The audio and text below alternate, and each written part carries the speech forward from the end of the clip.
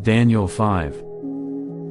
Belshazzar the king, who was a descendant of Nebuchadnezzar, gave a great feast for 1,000 of his nobles, and he was drinking his wine in the presence of 1,000 guests. Belshazzar, as he tasted the wine, gave a command to bring in the gold and silver vessels which his father Nebuchadnezzar had taken out of the temple which was in Jerusalem, so that the king and his nobles, his wives and his concubines might drink from them.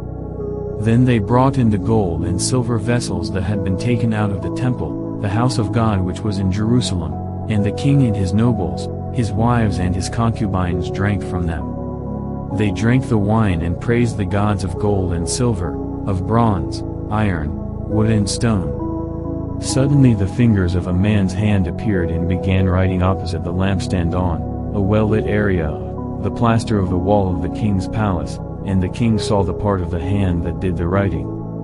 Then the king's face grew pale, and his thoughts alarmed him.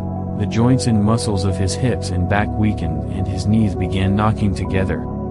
The king called aloud to bring in the enchanters, Magi, the Chaldeans, who were master astrologers, and the diviners.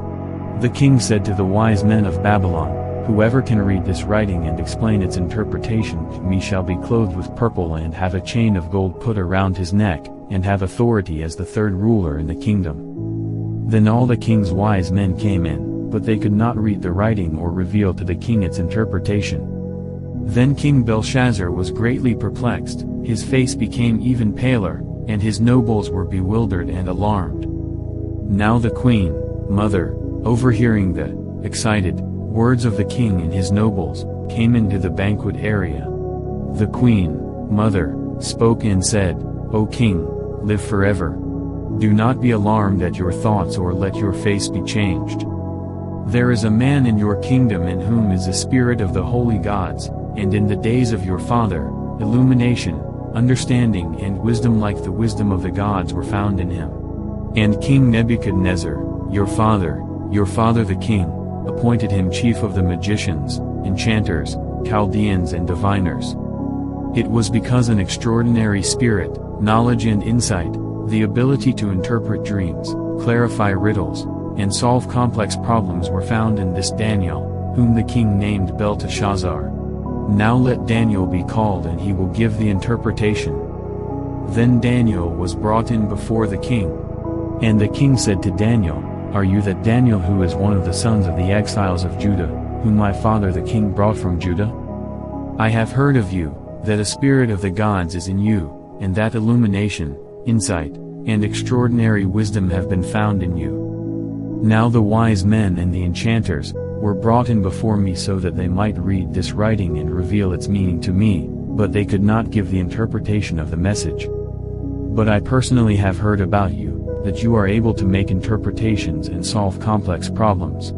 Now if you are able to read the writing and reveal its interpretation to me, you shall be clothed with purple and have a chain of gold put around your neck, and you shall have authority as the third ruler in the kingdom. Then Daniel answered and said before the king, "Keep your gifts for yourself and give your rewards to someone else. However, I will read the writing to the king and reveal the interpretation to him. O king, the Most High God gave Nebuchadnezzar your father a kingdom and greatness and glory and majesty. And because of the greatness that he gave him, all the peoples, nations, and speakers of every language trembled and feared him. Whomever he wished he killed, and whomever he wished he kept alive, whomever he wished he promoted and whomever he wished he humbled. But when his heart was lifted up and his spirit became so proud that he behaved arrogantly, he was deposed from his royal throne and his glory was taken away from him. He was also driven from mankind, and his mind was made like that of an animal, and his dwelling place was with the wild donkeys. He was given grass to eat like cattle, and his body was wet with the dew of heaven until he came to know, without any doubt, that the Most High God rules over the kingdom of mankind and he appoints it to whomever he wills. And you, his son, O Belshazzar, have not humbled your heart, mind, even though you knew all this. And you have exalted yourself against the Lord of heaven, and the vessels of his house have been brought before you, and you and your nobles, your wives and your concubines have been drinking wine from them, and you have praised the gods of silver and gold, of bronze, iron, wood and stone, which do not see or hear or understand. But the God who holds in his hand your breath of life and your ways you have not honored and glorified, but have dishonored and defied. Then the hand was sent from the presence of the Most High God, and this inscription was written. This is the inscription that was written, Mene, Mene, Tekel, Upharsin, numbered, weighed, and divided.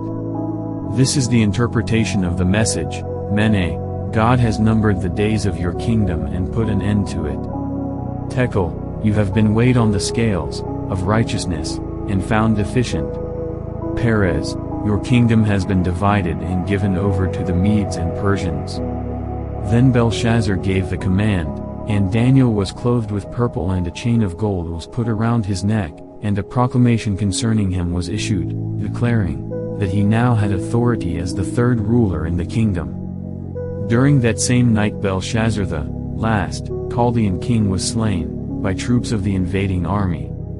So Darius the Mede received the kingdom. He was about the age of 62.